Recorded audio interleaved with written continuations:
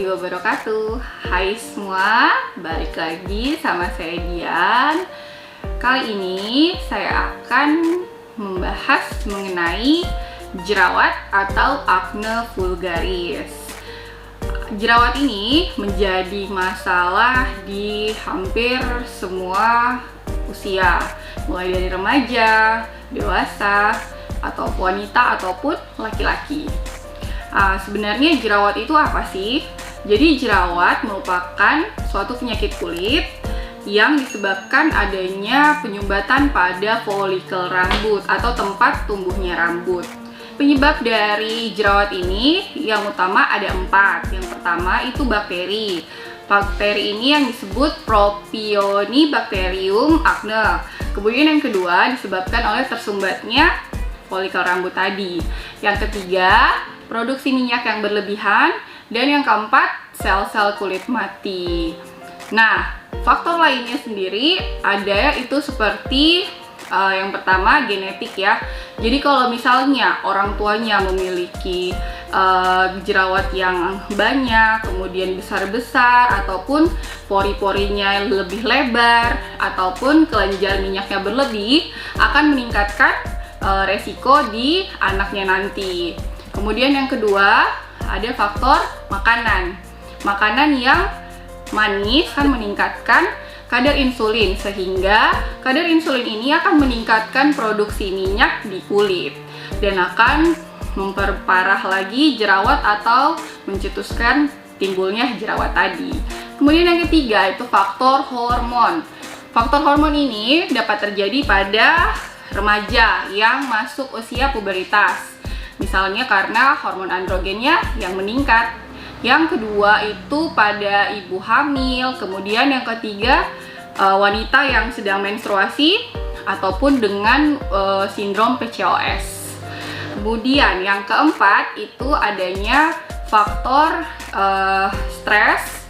Jadi faktor stres ini sebenarnya tidak mencetuskan adanya timbul jerawat, tapi dia lebih ke arah memperparah jerawat yang sudah ada. Ya, yang kelima itu menggunakan kosmetik atau skincare yang tidak cocok atau bersifat iritasi.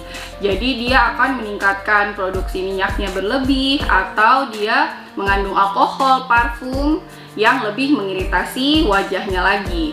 Kemudian yang keenam itu penggunaan ponsel. Misalnya kita menelpon, bayangkan aja tangannya kita ini udah memegang berbagai benda dan menyebabkan bakteri menempel di tangan kita. Dan ketika menyentuh wajah ataupun ponsel tadi, dia akan menyebabkan bakteri menempel, ditambah lagi dengan sebum atau minyak yang berlebih sehingga akan menyebabkan jerawat. Lalu yang ketujuh, penggunaan hair care. Misalnya pada laki-laki itu menggunakan minyak rambut, atau perempuan yang menggunakan vitamin rambut atau hairspray yang mengenai daerah wajah, leher, ataupun punggung dan dada.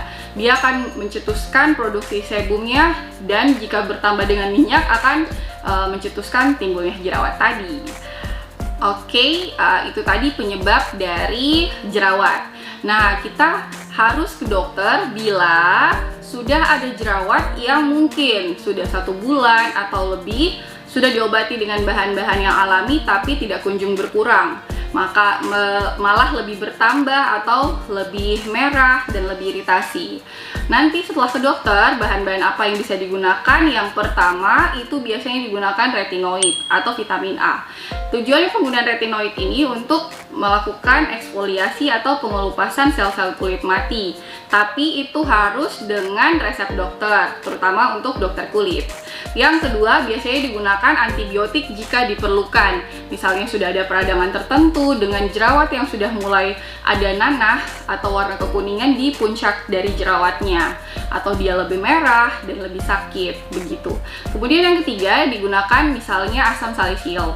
Silat itu digunakan sebagai pembuka komedo atau penghancur dari komedo tadi.